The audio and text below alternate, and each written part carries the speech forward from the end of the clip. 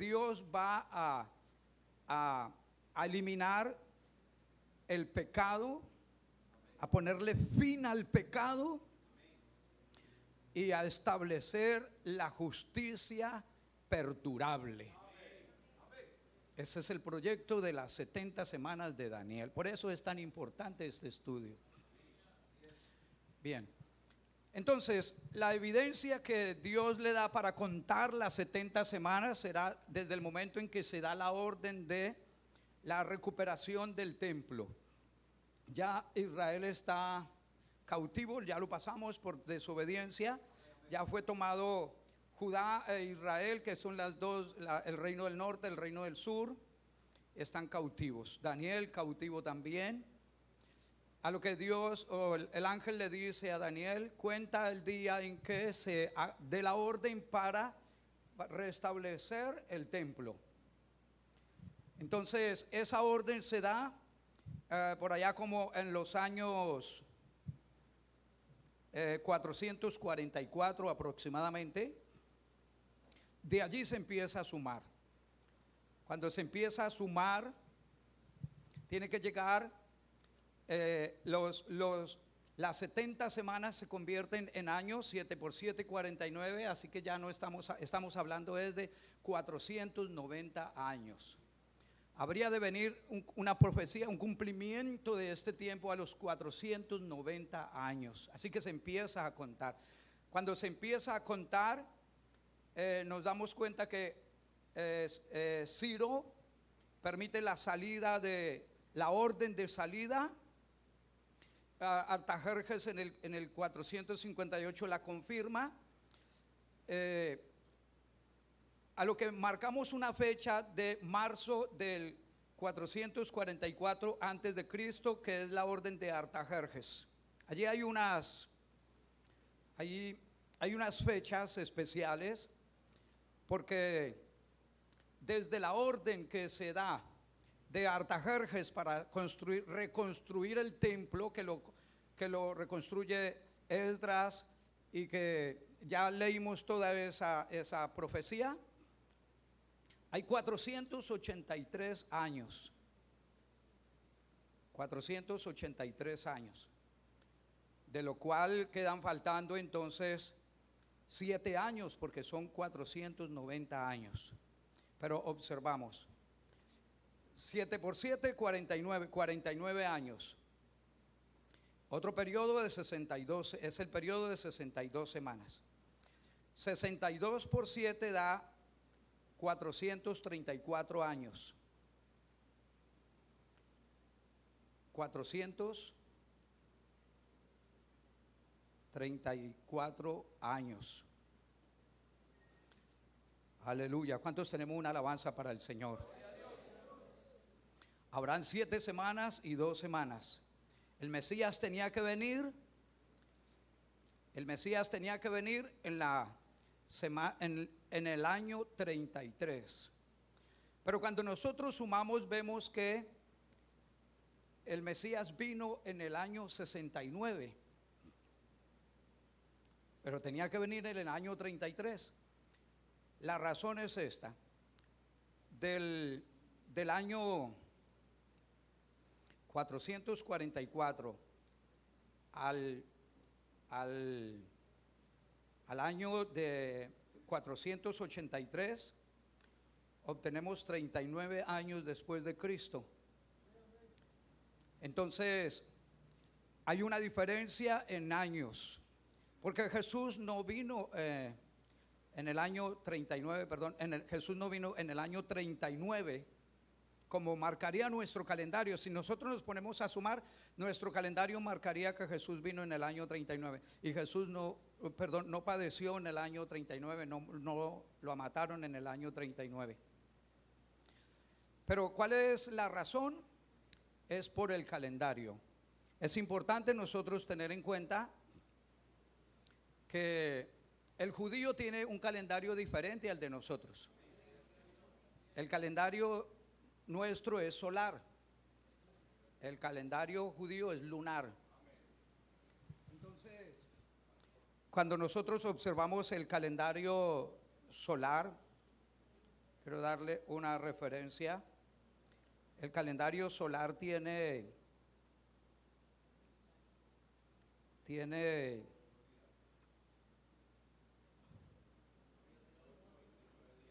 ¿cuántos días? 365 y algo, ayúdenme.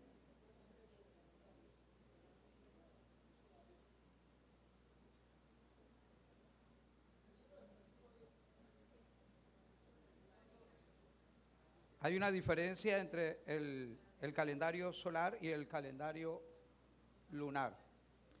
El calendario nuestro tiene 465, perdón, 365, pero con un poco más, de donde viene el año bisiesto y eso. Pero el calendario judío tiene 360 días, tiene menos. Entonces, al hacer esta sumatoria nos damos cuenta que Jesucristo no vino en el año 39, no padeció en el año 39, sino en el año 33. Cuando se hace la sumativa, nos enteramos de esto. ¿Cuántos tenemos alabanza para el Señor? De donde 7 por 7, 49 y el otro periodo de 62. Bien, observamos nosotros cómo era necesario que desde la salida de la orden hasta la venida del Mesías debían haber, se cumplirían las 70 semanas de las que estamos hablando, o 490 años. Gloria al Señor. Resulta que Jesús entra en el escenario, el Mesías. El tiempo se cumple cuando Jesús entra a Jerusalén y le dicen: bendito el que viene en el nombre del Señor. Y todos van extendiendo mantos y lo que tienen a su alcance para darle la bienvenida al rey, y por eso lo quieren proclamar rey. El Mesías, aquí tengo el dato, el año solar es de 365.242. Entonces, gracias mi hermano. ¿300 qué? 354 días, pero es 354 días. Amén, gracias mi hermano. Entonces nosotros observamos algo especial. Miremos Daniel 9:26. Ya hablamos del 25. ¿Sabe pues? Se entiende que desde la salida de la orden para restaurar y edificar a Jerusalén hasta el Mesías príncipe habrá 7 semanas y 62 semanas. Se volverá a edificar la plaza y el muro en tiempos de angustia. Ya vimos que se volvió a edificar el templo en los tiempos de Esdras. Había sido destruido y se vuelve a edificar. El verso 26 dice: después de las 62 semanas, se quitará la vida del Mesías. A las 62 semanas se quitará la vida del Mesías. Observa esto. Estoy leyendo. Mas no por sí. El pueblo de un príncipe que ha de venir destruirá la ciudad y el santuario, y su fin será con inundación, y hasta el fin de la guerra durará las devastaciones. Observa este punto. Viene el Mesías. La semana 70 habría de cumplirse al momento de llegar el Mesías, más otros 7 años. Pero cuando viene el Mesías ocurre algo especial. El Mesías viene a borrar el pecado. Y ocurre una figura allí específica, que el pueblo de Israel rechaza al Mesías. Al el pueblo de Israel rechazar el Mesías, se para el tiempo de la profecía. Ya no continúa, ya el tiempo se estanca allí. Porque la profecía se cumple cuando ellos aceptan al Mesías. Todo esto lo hizo Dios porque dice el Señor que Dios les endureció el corazón, así como se lo endureció a Faraón con un propósito especial para que fuera rechazado. Como el mismo sacerdote decía, nos conviene que uno muera y que todo el pueblo sea salvo. Y eso lo dijo proféticamente sin saberlo. ¿Qué era lo que Dios quería hacer en ese espacio? Tiene un pueblo. Estamos hablando de un pueblo que tiene una promesa en el monte Moriah, firme y verdadera. Y entonces, ese es el pueblo amado del Señor, es el pueblo de Israel. Dios le hizo promesas que no serán desvinculadas. Promesas, cuando Dios promete algo, lo cumple. El pueblo de Israel es el pueblo amado del Señor. Pero hay otro pueblo, y es el pueblo gentil. Es el momento donde Dios aprovecha para desgajar el olivo natural y encajar el olivo silvestre, que es el pueblo gentil. El Mesías entra, y yo quiero que observen algo especial. Gloria a Dios. Después de las 72 semanas se quitará la vida del Mesías. La expresión, mas no por sí. Esa expresión es grande. Obsérvala. A ti y a mí se nos quitará la vida por nuestra culpa, por mí. Yo soy merecedor de que muera, porque la paga del pecado es muerte. A mí se me quitará la vida por mí, a ti se te quitará la vida por sí, porque somos culpables. La expresión dice, se le quitará la vida, mas no por sí. ¿Entendieron? Él no tiene, no hay razón para que a él se le quite la vida, porque la paga del pecado es muerte. La vida se quita es por el pecado. A él no se le puede quitar la vida por sí. Por eso la expresión, se le quitará la vida, mas no por sí. ¿Por qué se le quita la vida? Porque cargó en él el pecado de todos nosotros. Por eso se le quita de otra manera no se podía matar. Jesús no podía morir, porque él es inmortal. Porque el que no tiene pecado es inmortal. Amén. A Jesús se le quita la vida, mas no por sí. Así que Jesucristo entra, gloria a Dios. Una alabanza al Señor. Gloria a Dios. ¿Sabe pues si entiende que desde la salida, verso 26, y después de las 62 semanas se le quitará la vida al Mesías, mas no por sí? Esa expresión nosotros deberíamos de subrayarla para iluminarla de una forma maravillosa. Él no puede morir. Aunque a él intentaran matarlo, no puede morir, porque lo único que hace morir es el pecado. Él no tiene pecado, nunca se halló culpa en él, pero él hizo algo maravilloso. Mas Jehová cargó en él el pecado de todos nosotros. ¿Cuánto le duró a él el pecado, el efecto del pecado a cuesta suya? ¿Cuánto le duró? 3 noches, 3 días. Al tercer día se levantará. Ya ese cuerpo puro, santo, inmaculado no resiste más es decir, el efecto se le acaba porque él es santo. Él dijo, he aquí que yo pongo mi vida y yo mismo la vuelvo a tomar. Amén. Y el pueblo de un príncipe, estoy leyendo Daniel 9, voy en el verso 26. Y el pueblo de un príncipe que ha de venir destruirá la ciudad y el santuario, y su fin será con inundación. Hasta el fin de la guerra durarán las devastaciones. Ya hablamos de que hubo una destrucción del templo. Ya lo dijimos. Porque Israel se alejó de Dios y el castigo de alejarse de Dios, que el templo se convertiría en una ruina y que el pueblo sería esparcido. Ahora, se vuelve a construir el templo, pero aquí hay una nueva profecía de que el templo iba a ser nuevamente destruido. Ha de venir un príncipe que destruirá la ciudad y el santuario. Aleluya.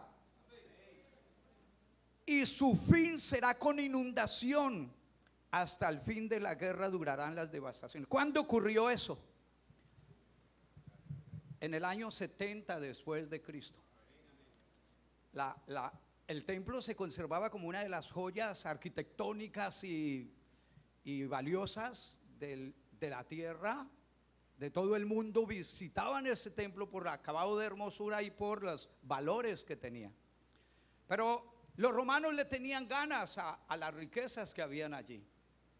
En el año 70 observamos que Tito, un general del ejército, en medio de un levantamiento de guerra que hubo entre los judíos, y los judíos se esconden en el templo, él aprovechó y destruyó todo. Se cumplió la profecía que Jesús dijo: de cierto te digo que no quedará piedra sobre piedra. ¿Ves este templo? No quedará piedra sobre piedra. Esa es esta profecía. ¿Por qué no quedó piedra sobre piedra? Porque Tito sabía que allí había mucho oro, muchas cosas de oro, sobre todo era de las cosas que más buscaba, otros materiales especiales, pero el oro. Entonces, ¿qué hacía él? Él rebuscó en todas las piedras. Cuando tumbaron el templo, movió piedra por piedra con el propósito de encontrar oro, para que se cumpliese la profecía de Jesús: no quedará piedra sobre piedra. Amén. ¿Cuántos tenemos alabanza para el Señor? Eso ocurrió entonces como a los años 70. Gloria a Dios. Observemos Zacarías capítulo 12, verso 10. Pónmelo allí, por favor, que dice así. Zacarías 12, 10. Y derramaré sobre la casa de David y sobre los moradores de Jerusalén espíritu de gracia, espíritu de oración. Observe: y mirarán a mí, a quien traspasaron, y llorarán como se llora por hijo unigénito, afligiéndose por él como quien se aflige por el primogénito. Allí está el final de la profecía de las 70 semanas. Tiene que pasar esto. En otras palabras, tienen que reconocer al Mesías. No lo reconocieron, lo pasaron por alto. Y al pasarlo por alto, entonces Dios incluyó la iglesia. Allí estamos nosotros, en ese espacio de tiempo que no se cuenta. En las 70 semanas, allí entramos nosotros. Allí fue donde Él cargó el castigo de nuestra paz sobre Él. Por sus llagas fuimos curados. Una alabanza a Jesús. Entonces hay una profecía que dice: mirarán a mí, a quien traspasaron, y llorarán como se llora por hijo unigénito, afligiéndose por él como quien se aflige por primogénito.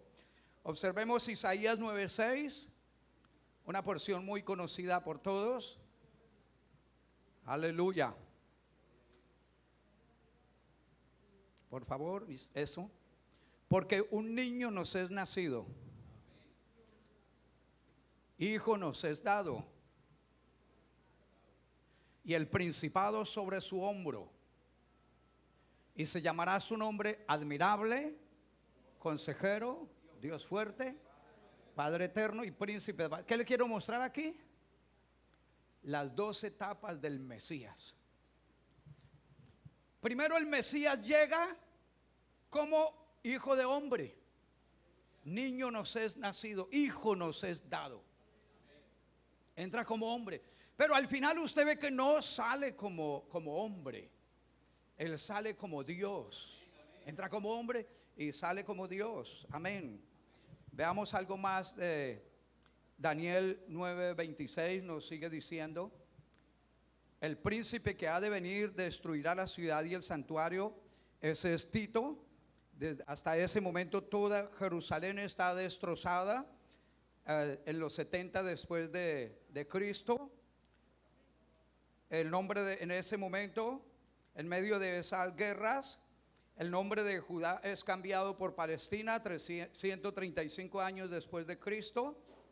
Y observamos algo especial. Los romanos gobernaron hasta el año 610 después de Cristo. En el año 610 después de Cristo, Jerusalén y la mayoría del territorio romano fue conquistado por los musulmanes. Desde allí entonces empiezan los musulmanes a operar, y luego observamos que en el año 688 después de Cristo se construye en el monte Moriah la mezquita de los musulmanes.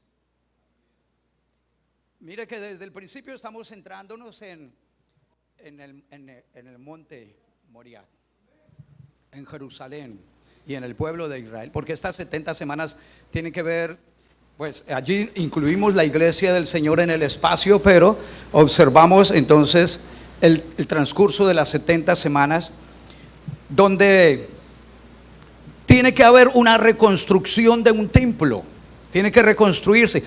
Pero resulta que los musulmanes construyeron en el monte Moriah una mezquita. Es el problema que tenemos, que tienen los judíos hasta hoy en día, donde había estado el templo en los años, hasta los años 688. Israel se esparció desde la muerte del Señor Jesucristo, o desde la muerte del Mesías, y observamos que allí se cumplen 483 años, que todavía, en otras palabras, la semana número 69. Cuando nosotros dividimos este 463, nos damos cuenta que estamos hablando de 69 semanas en el calendario judío. Falta una semana, son 490 años. Faltan 7 años. Veamos Daniel 9:24, nos está diciendo 70 semanas están determinadas sobre tu pueblo. Entonces, si son 70 semanas, falta una semana. Hay un príncipe que ha de venir, pero no es Jesús. Hay un príncipe que ha de venir, y ese príncipe que va a venir tiene que ver con el príncipe que destruyó a Jerusalén. Tiene que venir de esa estirpe, en otras palabras, romano. Un príncipe romano que va a venir y que va a, ese príncipe romano, veamos Zacarías 9:9. Ponme Zacarías 9:9, por favor. Y observamos entonces la naturaleza del Señor. Gracias, mi hermanita. Alégrate mucho, hija de Sión, da voces de júbilo, hija de Jerusalén. He aquí que tu rey vendrá a ti, justo, salvador, humilde, cabalgando sobre un asno, sobre un pollino de asna. Ponme el 10. Y de Efraín destruiré los carros y los caballos de Jerusalén, y los arcos de guerra serán quebrados. Habrá paz a las naciones, y su señorío será de mar a mar, desde el río hasta los fines de la tierra. Este es el Mesías. El Mesías en las dos naturalezas. Primera naturaleza, vuélvete al 9. Alégrate mucho, hija de Sión, da voces de júbilo, hija de Jerusalén. He aquí tu rey vendrá a ti, justo, salvador, humilde, cabalgando sobre un pollino de asna. Es lo que se cumplió en Jesús, humilde. Pero cuando pasamos al 10, de Efraín destruiré los carros y sus. Está hablando de gobierno. los caballos de Jerusalén y los arcos de guerra serán quebrados y habrá paz a las naciones y su señorío será de mar a mar, desde el río hasta los fines de la tierra. Amén. Entonces, volvemos al versículo número 27 de Daniel 9:27. De otra semana, dice, y por otra semana confirmará el pacto con muchos. A la mitad de la semana hará cesar los sacrificios y la ofrenda. Este príncipe que se levanta acá, como le decía hace un instante, ese príncipe no es Jesús. Es el príncipe que se está esperando en este momento, que lo está esperando muy especialmente el pueblo judío,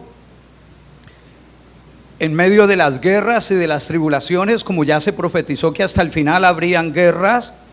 Entonces se levanta un príncipe que con su gobierno religioso y político convence las naciones, y al convencer las naciones hace un pacto de paz.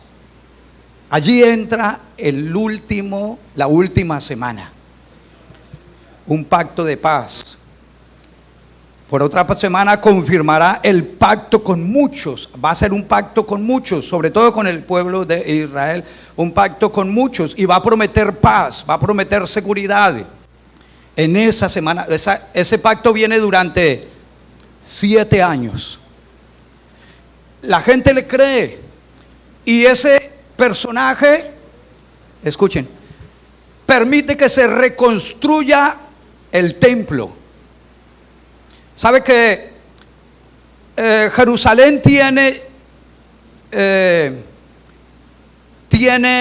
ya la potestad del territorio?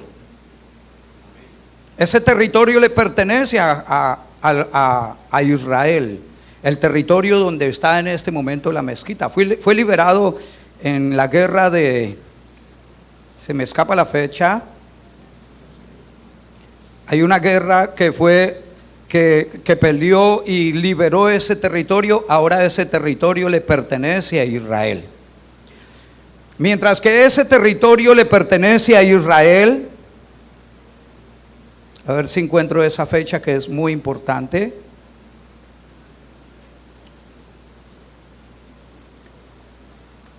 Israel no ha querido hacer uso de él. En la guerra árabe-israelí, en el año 1967, en esa fecha Israel liberó esa guerra y ganó el poder sobre el monte Moriah. El monte Moriah le pertenece en este momento a Israel, pero no lo ha querido tomar, lo ha dejado que lo administren los musulmanes por una presión que hay de los gobiernos para conservar la paz. Porque los musulmanes no permiten que se quite de allí su mezquita, y en ese lugar donde está la mezquita tiene que ir el templo. El templo en el monte Moriah. Ahora, ¿qué pasa? Pasa que este gobernante hace un tratado prometiendo paz al mundo, sobre todo con el pueblo de Israel, que es el que está involucrado en esta batalla, y le creen, y él les permite edificar el nuevo templo en el monte Moriah, porque es el monte donde Dios bendijo a Abraham. Es el monte que Dios le dijo: esta tierra te pertenece. Así que Israel lo va a reclamar toda su vida, y le permite reconstruir el templo. Cuando ese templo es reconstruido por la influencia de este príncipe que se levanta, Israel va y hace sacrificio allí en ese templo. Así que parece que todo está perfecto. Van, ofrecen sacrificio, alaban al Señor, y pareciera que se vuelve a tomar el control, porque hay un pacto, al menos durante 7 años, de que Israel volvería a su territorio, tendría el templo. Pero este príncipe falla a los 3 años y medio. Allí es donde dice: cuando digan paz y seguridad, vendrá sobre vosotros destrucción repentina. Cuando este príncipe falla, por supuesto, el momento en que empieza los 7, la última semana, en ese momento el Señor se lleva a su iglesia. Ya nosotros no vamos a estar acá. Hay una guerra de 7. Amén. Gloria a Dios. Nosotros no vamos a ver esa batalla. Aquí va a estar el príncipe, aquí va a estar Israel, aquí va a estar haciendo todas esas negociaciones, van a estar allá sacrificando en el templo. Ya la iglesia se fue con el Señor. Por eso es tan importante nosotros captar esta enseñanza. A ver, por aquí tengo un dato importante que quiero compartirle. Israel había sido disuelto hasta que hay una reunión del pueblo de Israel, precisamente muy cercano a esta guerra que ganó. Israel vuelve a formarse y nosotros observamos que por allá como en los años 1945, si no me equivoco, 1948, Israel vuelve a tomar su territorio, que es parte de esa profecía. Al tomar ese territorio, Israel vuelve a ser nación. El calendario marca un reloj en el cual Israel va a ser salvo en el espacio de esa semana, de esos 7 años, va a ser salvo. Pero ya la iglesia no va a estar. Alguien marcó ese tiempo, puesto que Jerusalén fue destruida 70 años después de Cristo. Cuando observamos el tiempo de la recuperación de Israel, al año 2018 se cumplieron otros 70 años. Había una tensión de que será el tiempo de la venida del Señor. Pasó el 2018, aquí estamos, pero ¿qué es lo que estamos viendo? Que el tic-tac está encima. Como decir, ya el tiempo está cumplido. Todo. La iglesia tiene que ser levantada. ¿Por qué se levanta? Porque cuando la iglesia se levanta, empieza el periodo de la gran tribulación, que es esta última semana, 70ª semana. Y al empezar ese periodo de la gran tribulación, ya vemos que Israel se confía de este gran gobernante. Y este gran gobernante les falla a mitad del tiempo. Entra la abominación desoladora y perturba el templo, ofreciendo sacrificios desagradables a Dios, como cerdos y todas estas cosas, para destruir el culto de los judíos.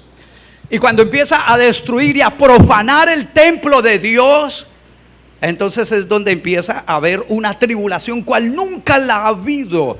Porque los judíos, que por cierto tienen influencia en el mundo entero, empiezan a levantar esa protesta contra esa infamia que se acaba de hacer hacia ellos. Y hay una devastación por todo lado. Va a haber guerra, muerte, destrucción, devastación. Eso lo podemos observar en el Apocalipsis. La gran cantidad del Apocalipsis está centrada allí, en esos años donde viene esa gran tribulación.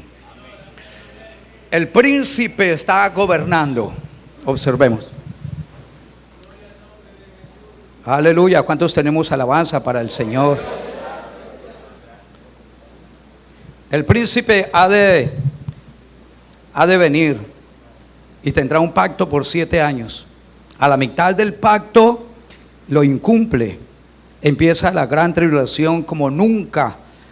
Observemos que Jesucristo dice en Mateo 24, 15, 16. Ponme el texto allí, por favor. Mateo 24, 15 y 16.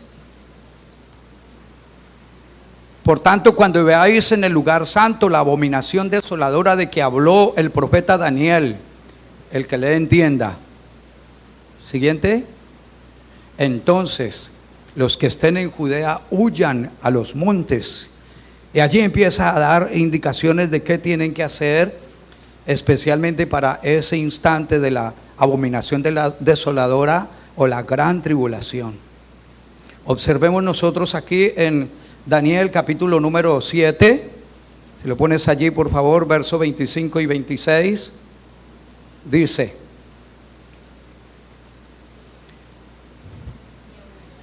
es hablando de, bueno, veamos desde el 25, y Abraham, y hablará este príncipe palabras contra el Altísimo,